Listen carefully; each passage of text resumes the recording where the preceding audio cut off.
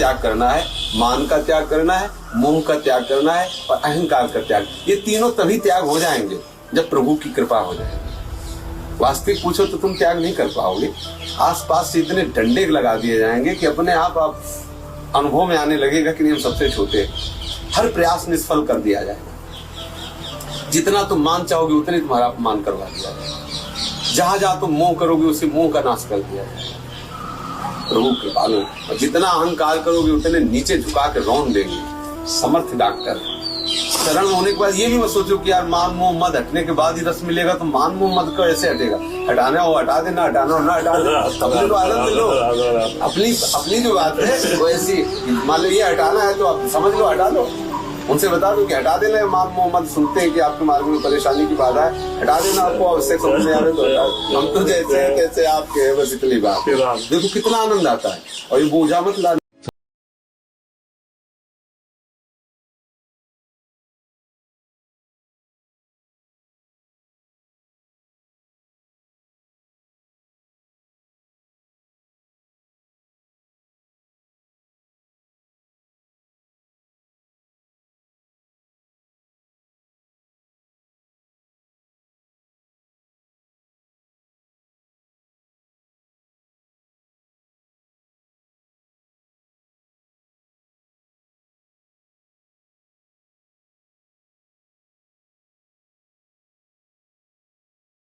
नहीं दे दिया जाता। इस संसार का जो दुख है कुछ भी उपाय कर लो मिटा नहीं सकते आप। क्योंकि उमा कहूं मैं अनुभव अपना, सत हरि भजन जगत सब सपना।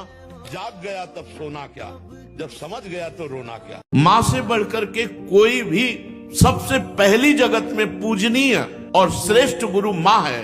इसलिए उन दुर्बुद्धि, उन दुराचारी, उन नरकगामी पुरुषों की क्या बात करें जो अपने माँ के ऊपर हाथ उठा देते हैं, जो अपने माँ को कटुवचन कहते हैं। माँ जैसा 9 महीने गर्भ में रखा, इसके बाद हमारा कितने वर्षों तक मलमूत्र फेंकती रही, अपने रक्त को दूध बनाकर हमें पिलाकर पोषण करती रही। उस माँ का जब सेवा करने का अवसर आता है, अनाथ आश्रम भेजा। हम माना तो 10 लाख रुपया 100 लाख रुपया जमा कर देगा अनाथ आश्रम में, उनकी खूब सेवा होगी। लेकिन प्यार, अपना पुत्र अगर 2 रोटी लेकर के आए मुस्कुरा करके, माँ कैसी हो, इससे बढ़ करके रुपया पैसा और सुविधा नहीं होती। प्यार कौन देगा। तुम हम बच्चे थे, तुम्हें अनाथ आश्रम में भेज जाती जाकर के, पैसा जमा कर देती, तेरा हालत क्या होता। आज जब माँ की सेवा का अवसर आया, ये जवान लोग VIP बनते हैं। जिसके माँ हो और कोई देवी। महाराज जी, ये कहा जाता है कि लाइफ में सब कुछ पूर्व निर्धारित है, हमारे हाथ में कुछ भी नहीं है। हम जो भी कर्म करते हैं लाइफ में पूर्व निर्धारित है। सफलता, असफलता, सुख दुख, जन्म मरण।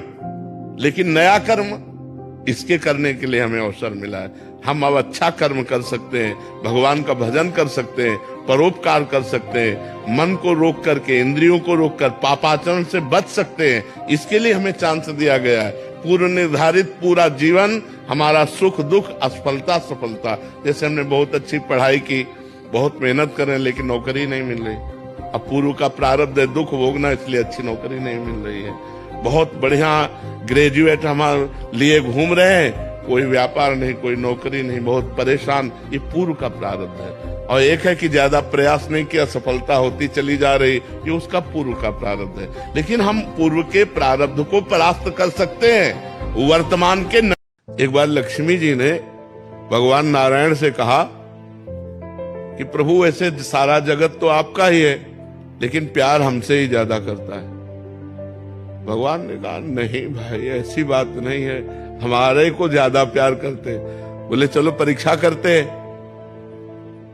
लक्ष्मी जी ने नारायण से कहा आप पहले जाओ इस घर में। तो एक सन्यासी का वेश रख करके भगवान नारायण के, नारायण नारायण आओ स्वामी जी। वो बड़ा भगत था, चरणामृत उतारा, आरती की, संत भगवान बैठे। बस इतना कर ही रहा था कि एक फटे पुराने कपड़ों में बुढ़िया के रूप में लक्ष्मी मैया एक झोली लेकर के आई। बेटा हमको भी भूख लगी। बोले वो तो स्वामी जी को पवाने ही जा रहे हैं, आओ माता जी आप भी बैठ जाओ। तो माता जी को नीचे बैठाला और स्वामी जी तखत पे बैठे। लक्ष्मी जी ने अपनी झोली से निकाला सोने की थाली और सोने का कटोरा और सोने